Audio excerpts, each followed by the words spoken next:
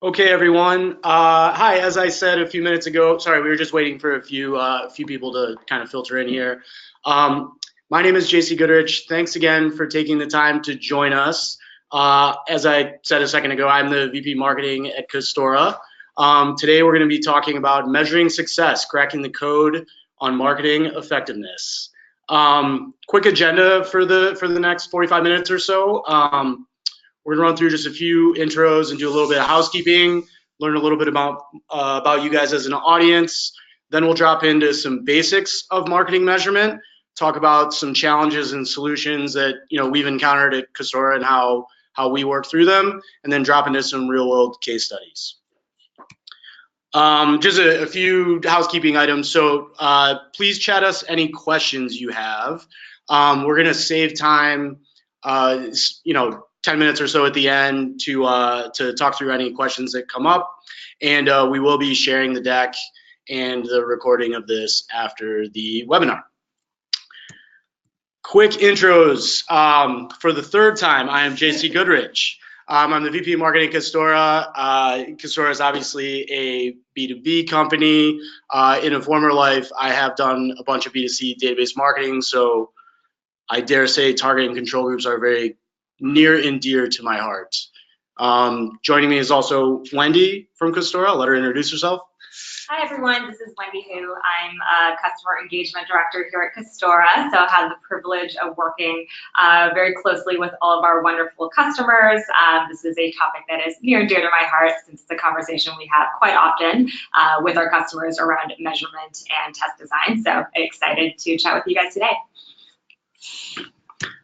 Fantastic. So just by way of super quick introduction, Costora powers customer analytics for top retail brands. We work with some of the best retailers in the world, helping them solve their customer analytics challenges, developing predictive analytics, pushing them around their organization, and also activating them at every customer touch point. Again, we really appreciate you taking the time to join, and hope we can be helpful today. Before we get started, just a quick poll of the audience. Quick question, just how confident are you of your current measurement approaches associated with marketing effectiveness? Maybe we could just take a quick sec and run the poll here. Sorry, slight technical difficulties.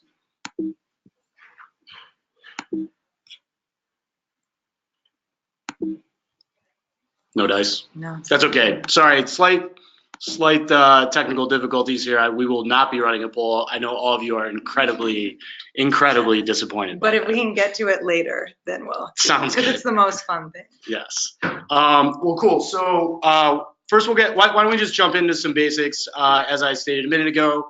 Let's just run through just some of the basic terminology, and then we'll get into a lot more detail here in a few minutes. So let's just first go through measurement basics. So why are we having this conversation? Like, why is this a challenging thing for marketers? Look, at the end of the day, as a B2C marketer, you've got massive complexity, right? You're working through, probably 10 to 20 different tools you're using, all the different tactics. There's like a million different solutions out there in the marketplace. And at the end of the day, you're just trying to create results, right? This is like further complicated by every vendor saying, they're going to be driving incremental impact for you with some sort of potential new tactic. It just becomes very complicated very quickly. And there are a lot of, as we'll talk about in a second, a lot of different ways to measure and manage this that could potentially lead you in the wrong direction. So with that being said, let's just talk briefly through some common methodologies you might be using to try and get at this challenge today. And not all of these are the focus of this discussion, but it's helpful to just sort of level set and get on the same page about their terminology. So the first one is media mix modeling. So media mix modeling you can think of as more or less a top-down approach where you're sort of loading in all of your different spend levels for every different channel into a regression model, and basically oversimplification, but regressing that versus sales and trying to figure out what's moving the needle. It's mathematically correct, obviously, because you're controlling for different spend levels with the regression, but it's very directional at best, right? And you have to have fairly varied spend within each of your channels in order to really draw significant conclusions from it. So most marketers are combining that sort of top-down approach with one of a few different, let's call them bottoms-up approaches that I'll broadly refer to as attribution, right? And in general, with attribution, you are basically, as the name would indicate, assigning some certain touch on a per customer basis across the customer journey, and then trying to basically extract, basically due to the sort of time series of those touches, what's creating the most impact for you. And when you dig into attribution, you'll start to hear a few different sort of flavors of models you can particularly or use in particular, like first touch, last touch. So this is basically assigning all the weight to the first thing that the customer experienced that got them associated with your brand, or the last thing that got the customer associated with your brand to make the purchase. Both of these are like fairly easy to measure, which is why a lot of marketers use them.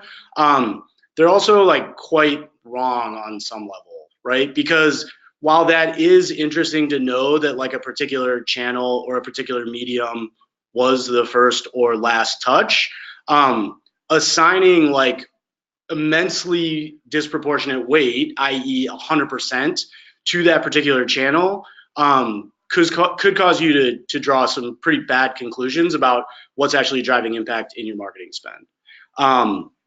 Then from that, like a lot of marketers have moved to what's known as multi-touch, where you take all of the different touches and assign some sort of predetermined weight to those touches over time, right? So you'll hear things like linear models, which are basically taking all the touches, dividing by the number of touches, and assigning that weight to the touch.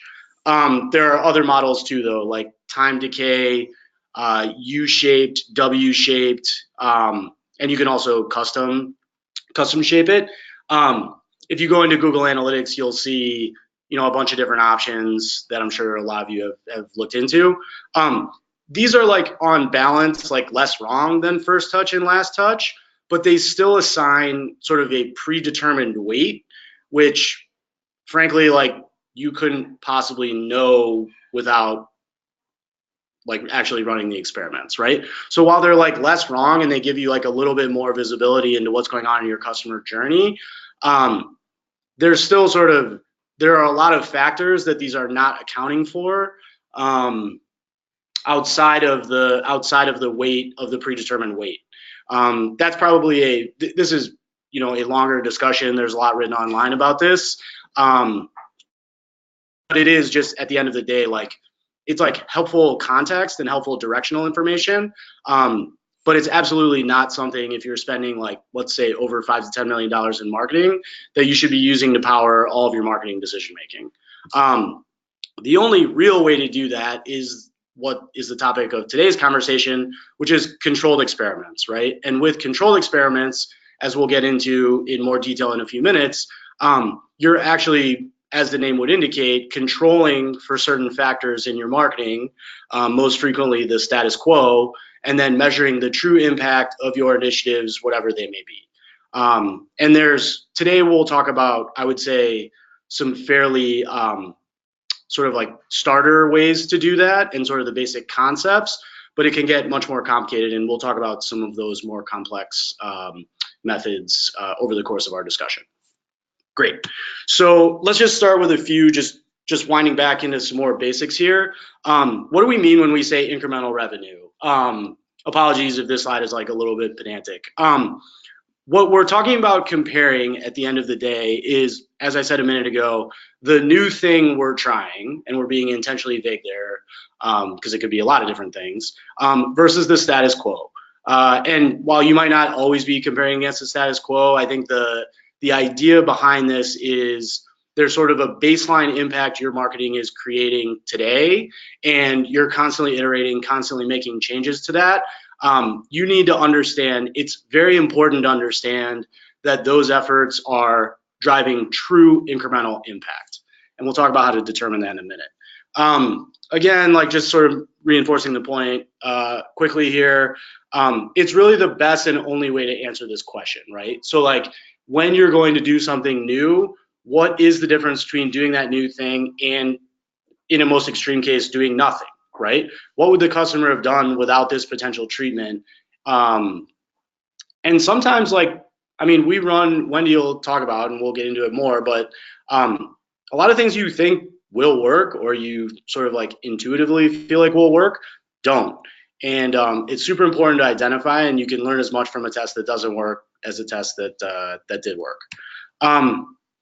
Let's just look at an example real quick. I think we won't spend too much time on this, but let's say you want to send out a small promotion email for at-risk VIPs. So you pull a segment of 1,000 at-risk VIPs and give them a 15% off. Give them a 15% off coupon via email. Great. When you look at the revenue per send, that generated $50 per customer. You would say, okay, great. Like since they were at risk, they probably wouldn't have generated that level of revenue without the offer. So we'll go ahead and give that to all of our customers. Interestingly, when you run a control group, with the regular emails you would have sent, or you could also do nothing, what you notice is that control group actually generated $65 per customer. So not only did your promotion not work, it actually destroyed value to the tune of $15 per customer.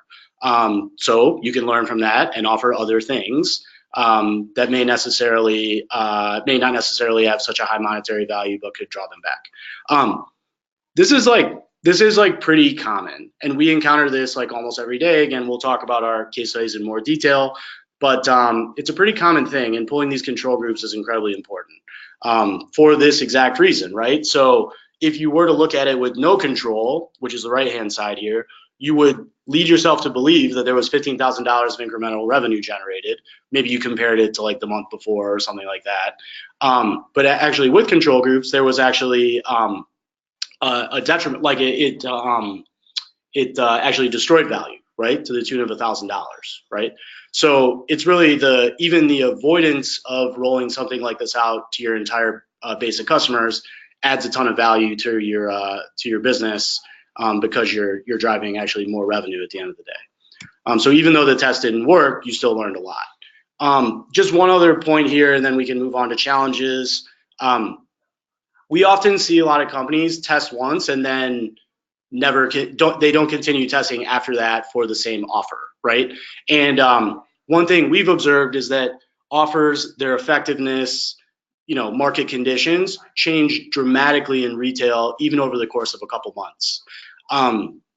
So we recommend at Kastora, and what we do with customers is we either sort of degrade those control groups over time, meaning we make them smaller and smaller as we can tolerate less statistical significance. But you need to keep them going either way. Great. So let's move on to common challenges associated with control groups because they aren't easy, and setting them up can be challenging in practice.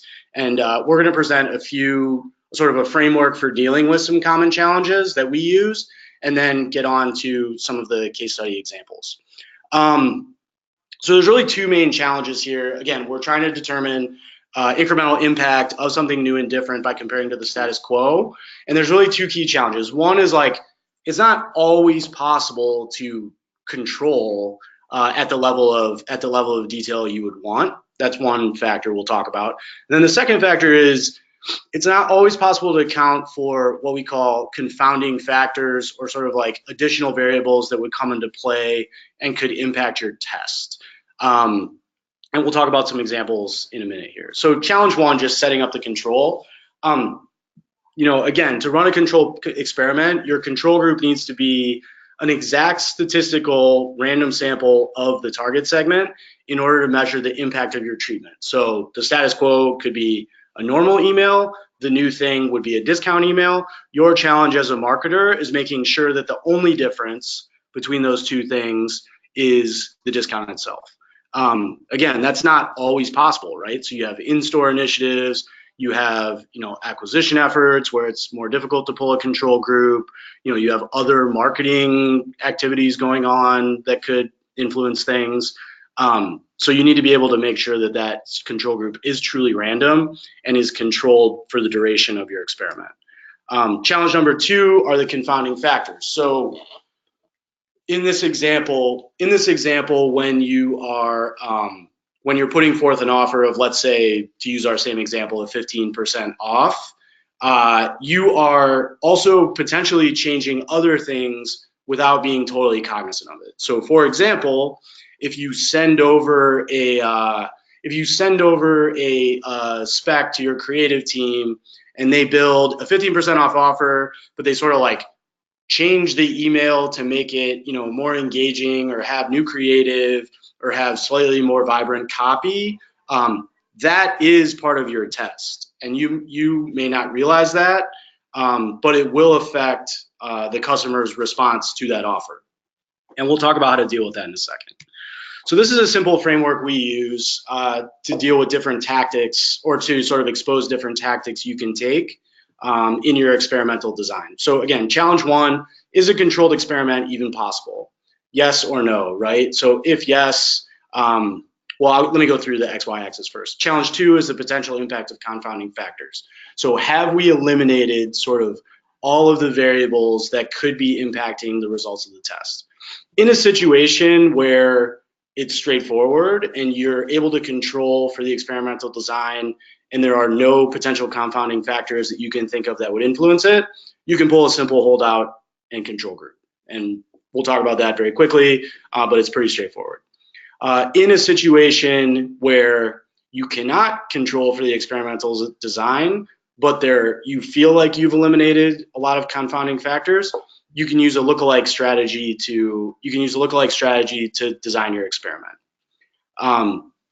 In the situation where there is a controlled design, but there are confounding factors, you can create positive negative control groups, which is maybe a fancy way of saying many different control groups or many different target groups, but we'll talk about how to design that. And then in the situation where there's no controlled experimental design and there are confounding factors at play, you can use sort of a combination of the strategies. This is the most difficult one to set up, but we'll talk about how to do that in 1 minute.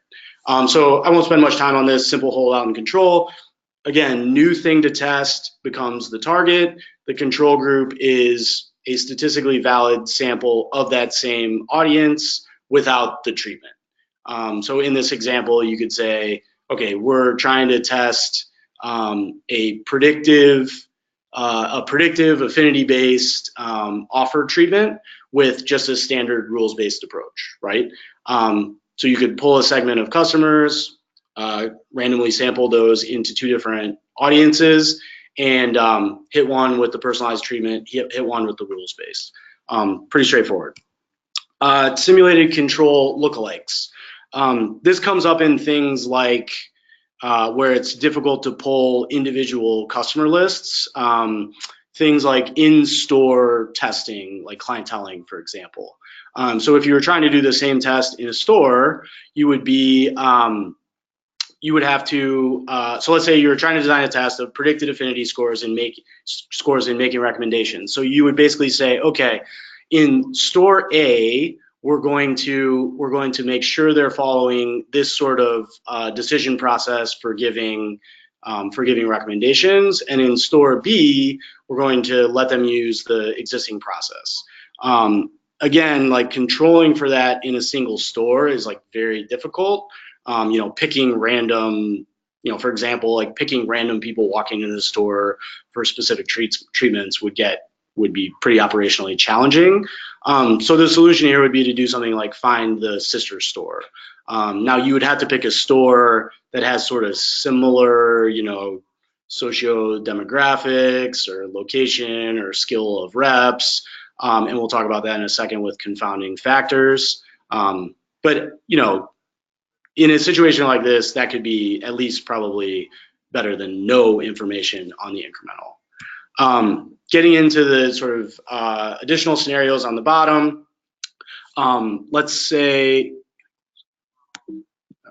you want to test two things, new product rival emails to select customers with a predicted category affinity. So really, at the end of the day, you're testing two things here, right? You're testing the segmentation of the audience that is receiving these promotions, and you're testing the efficacy of the new products or of the products you're offering them. In this case, since you have two factors, you would need to test basically 4 different emails. Sorry for the typo there. You'd have to basically split up your cells, the personalized creative with the high affinity, the personalized creative with the non-affinity, and so on and so forth with the different cells. There are other ways to design this test where you're looking at things like subsegments, and you could possibly get away with less test cells. But at the end of the day, you do need to create sort of a large enough, statistically valid enough set of all 4 combinations in order to figure out what truly worked. Just to bring this point home with an example we talked about before, in this situation with the 15% off offer, where you were testing sort of both the offer itself and the change in creative, you would need to basically create 4 test cells to measure the incremental approach of those particular treatments. So you're really testing 3 new things.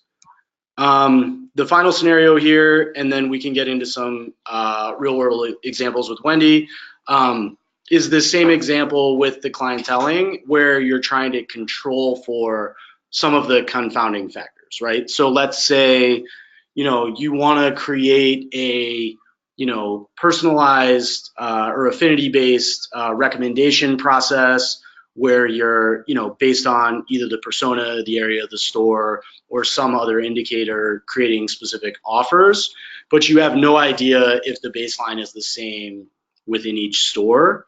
You could try and control for it by, for example, delivering some standardized training to individual stores in order to create some consistency between the base approach. And then you could give one of the trained stores the you could give one of the trained stores the personalized recommendations, and one of the non-trained stores the same recommendations. In this case, you would be testing the effect of both the training and the recommendations, but this is how you control for the confounding factors, right? So just a few tips. Like, we kind of went around in Castora, and we sort of surveyed the team in terms of some other things that people tend to encounter with these sort of tests. A few quick sort of pro tips here. One is start with big differences in the test, not sort of small differences, right? You always hear about the Google test of like testing whether the button is like green or blue.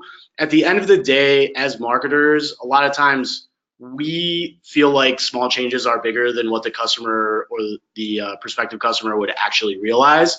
And sort of creating those small tests doesn't really do a lot in terms of like true incremental, like big potential gains, right? So start with something big and then sort of whittle it down once you figure out what works or what doesn't. We haven't talked much about this, but like the idea of statistical validity, statistical significance, that matters a ton, and you need to make sure that your control group and your target group are big enough that you can actually measure something from them. One comment we hear a lot is like, even if something is higher but it's not statistically valid, it's still directional information. Be very careful with that. Actually, what that is telling you is that, a lot of times, like, for example, if something is like significant at a level of 50%, that just means it's a coin flip, right? It doesn't matter if something is not sort of like 80-90% statistical validity, directional like doesn't really count there. Don't stop testing. We talked about this. Always have a challenger going, always have a control group going. And then finally, this idea of confounding factors, like the examples we talked about were like, I would say in the grand scheme of things, like fairly obvious confounding factors. But oftentimes even seemingly controlled experiments can have a significant amount of confounding factors. So with that, I'll kick it over to Wendy to talk about some real world applications. Cool, thank you, JC. So I will walk you guys through kind of how we applied some of these testing structures in the real world with some of our anonymized customers. So we'll go through two examples. So both of these are examples of controlled tests. We'll go through one sort of simple version of a large omnichannel brand wanting to test into a brand new program, in this instance, a churn prevention program. So it's an example of how we might want to structure a test for something that is brand new. And then we'll go into a more advanced version, which is an example of how you structure a test to determine value of a change in tactics. So in our case, an apparel brand tests into targeted messaging for customers with a product affinity. So talking about our omnichannel brand, so the goal of the brand was to implement a new churn prevention email program targeting customers at risk of churn with a win-back message. And the segmentation that they used here were segments of customers that had different predicted risk statuses. So if you are familiar with Custora, you'll know that we kind of score customers on their likelihood to make an additional purchase. And so we've segmented that into 4 different segments in order for this brand to test their messaging.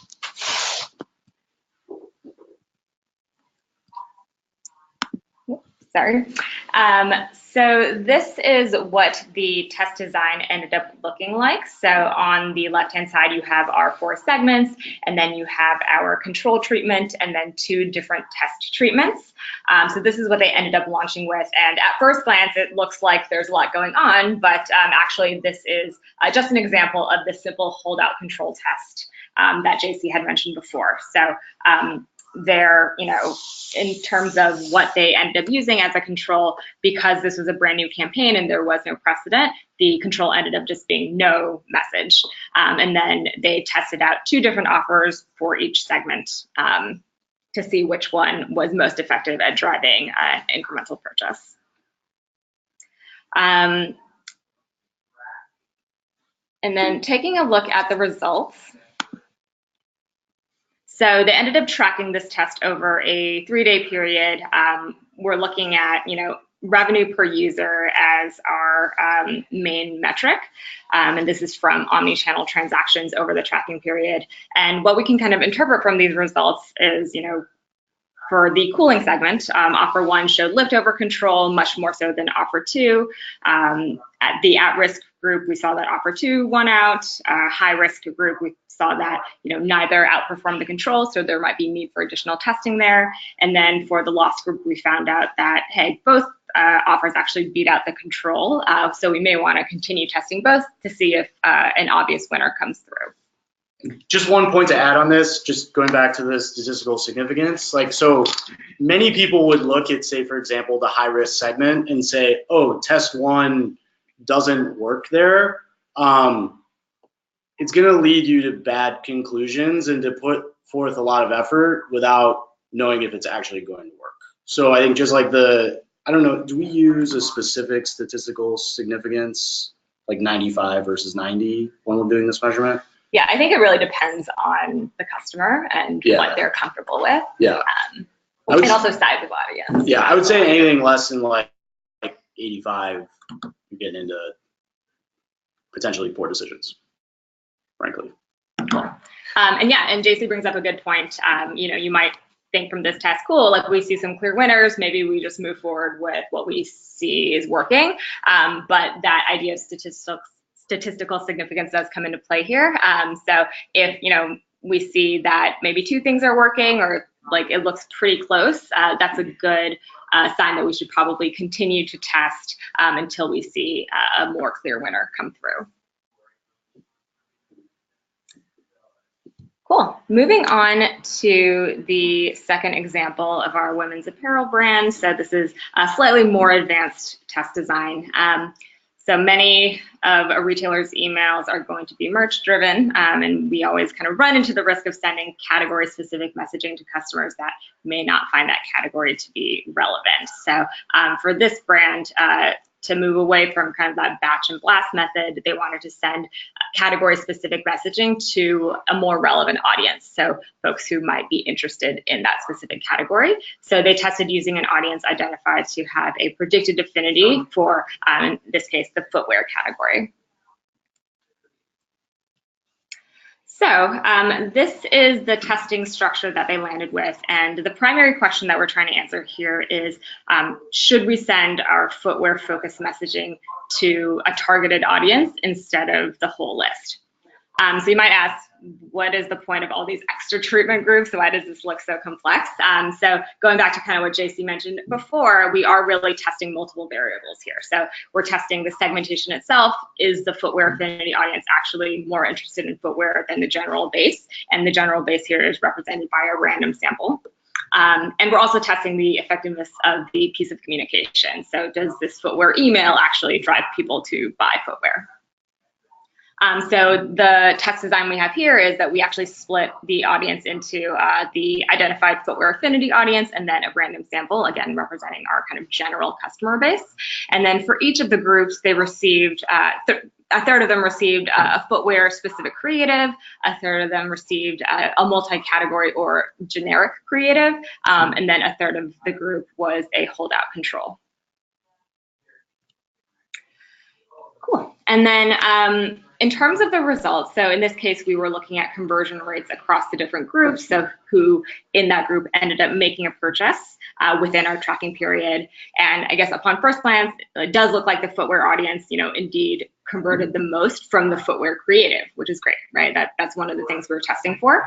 But we are also getting a lot of additional information from this test design as well. So one question might be, was the random sample audience necessary? So without the random sample, we could have argued that our footwear creative was just really, really great, and we should have just sent it to the entire group, right, to maximize the revenue. But with the random sample, we see that actually, the general population wouldn't have been so interested in the footwear creative, and it actually didn't even outperform the holdout control. The second question might be, why are we testing multiple creatives here, right? Why is that generic or multi-category creative necessary? So without that, we could have argued that, maybe the footwear affinity audience is just a really great audience, right? And you could have sent them anything and they would have converted more so than the customer base as a whole or a random sample. But in this case, adding that multi-category creative shows that, hey, it's actually the footwear specific creative that caused this audience to convert and not the multi-category creative, because that kind of performed very similarly to if you didn't send them anything at all. And then the last question is, why do we have that holdout control to begin with? We could have determined what creative, resonated more with each group without that holdout, which is true, but kind of going back to what we were talking about earlier, it is always good to have a pulse on whether or not it was worth it to send the campaign altogether, right? Let's say that this was a campaign that was run in Facebook, which I think actually it was. You want to know that the lift over the control is actually generating enough to cover the cost of the campaign itself. And then you might be thinking, okay, it seems pretty complex to do this every single time, and we definitely understand this may not be realistic to hold out, let's say, a control group for every single affinity campaign that you might run. But as JC mentioned, we should never stop testing completely. So even if you don't run it for every single campaign, let's bring it back periodically just to make sure that our tactic is still working. Yep, and just one thing to add to that, it's also, you have to weigh yes, testing might be complex, but how much time do we spend as marketers working on things that may not drive impact? And if you don't know, then these campaigns take a lot of time. The targeting takes a lot of time. We're running them with the expectation that they are driving impact. My hunch is if you're not doing controls, adding up all that time is very significant. Great. And then lastly, just some other metrics that we ended up looking at for this particular campaign. So revenue per recipient, obviously a really popular and important one. ROAS, because this was a paid campaign within Facebook, we definitely want to make sure that we are hitting our ROAS targets. And then another really important one that folks don't often think about is the product sell-through. So we are looking at revenue per recipient, and we want to make sure that the people who are receiving this message are purchasing, period. But we also want to know that they're purchasing what we want them to purchase, right? We're sending a footwear affinity, a footwear creative to the affinity group, and we want them to purchase footwear. And so for this campaign, we actually did see a 56% lift in sell-through for the product as well. So always good to think back to the goals of the campaign and when determining the best metrics for measurement. Cool. Awesome. That is it. So I think we can move into questions now. But before we do that, we actually do have the poll working now, which is at least fun for us. I hope it's fun for you guys. So we're going to launch that. And in case people weren't here in the beginning, that question was, how confident are you in your current measurement approach to marketing tactics? So I'm just going to launch this poll and give you guys about 30 seconds to answer. And then this might be a good jumping off place for questions too.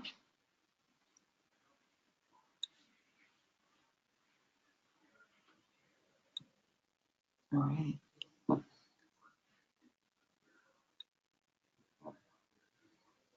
Just a few more seconds. All right, I'm gonna share the results. So I don't know if you guys want to jump in with comments on this. I would say, I mean, Wendy, correct me if you disagree. I would say this is like pretty consistent with like what we typically see working with customers. Yeah, I think like people are, you sort of feel like directionally what you're doing is working. There's obviously the overall results that you're driving, but there's like a lot in between with specific tactics. And I think like experimental design and control groups is really, frankly, the only way to really figure that out. Yeah, totally. I think with customers, I mean, most of the folks we work with know the importance of having sound experimental design. They definitely know the concepts. Certainly there are times that things get pretty crazy, and that's kind of the first thing that gets scrapped. So definitely kind of as a reminder for folks, like if possible, definitely hold out a control group. It's super important to be able to measure the effectiveness of what you're doing. Cool. If you're putting the effort in. Cool. Now I'm going to check out some of the questions that came in while you two were presenting. So the first one is around the footwear campaign you mentioned from I think it was a women's retailer. Mm-hmm. You mentioned that was in Facebook. Can you talk a little bit more about how you set that test up in Facebook? Yeah. Oh, yeah. So I believe, within Castora, you're able to push audiences directly to Facebook for sort of as like a custom audience, so to target within their platform. So we took the affinity audience, uploaded that into Facebook as a custom audience, random sample as well, and then the holdout just didn't get anything. Awesome. Cool. Next question. Can you guys talk a little bit more about statistical significance? Is there an easy way to determine how big your control group should be when, say, doing an email campaign with a simple holdout? Sure, I can speak to that. So there are obviously like several equations you can use to run a sort of two-tailed t-test on this. You could just, the easiest way is if you were to just Google like A/B test calculator. There are some great ones out there. HubSpot has one, but there are a bunch out there. At the end of the day, I think that you want your control group to be as large as possible. Basically the way you build it is as follows, right? So you make some a priori assumptions around the response, or either like the conversion rate or the revenue per send, and you would use different equations for each of those, but let's just talk about conversion rate. You basically make an a priori assumption on what you think that is going to be and what the lift is associated with your treatment.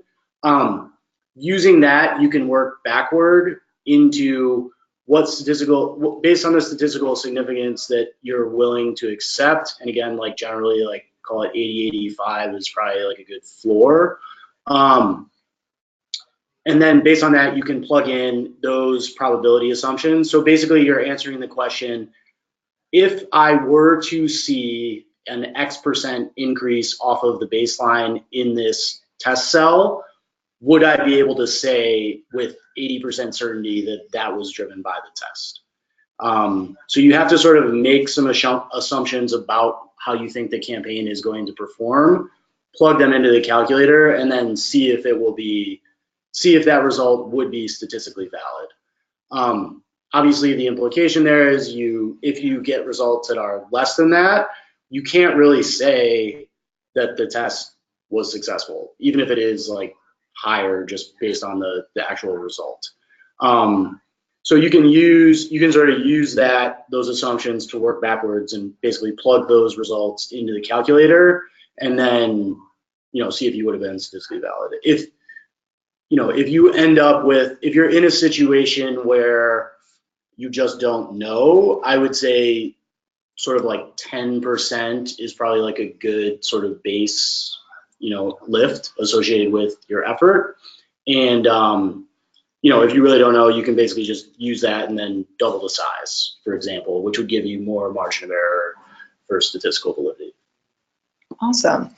Okay, we're gonna do one more. So someone said, my team is very small. I don't have a lot of resources to build the creative for a pretty complicated test. Where would you recommend starting? That is a really great question. Like, how would you know? I mean, I'm rephrasing what this person said, but I think what he means is like, is there a way to determine what test might have a bigger impact than another test I might run? Well, it's pretty hard. So I would say a couple points. Point one, and this is gonna sound trite, and I apologize.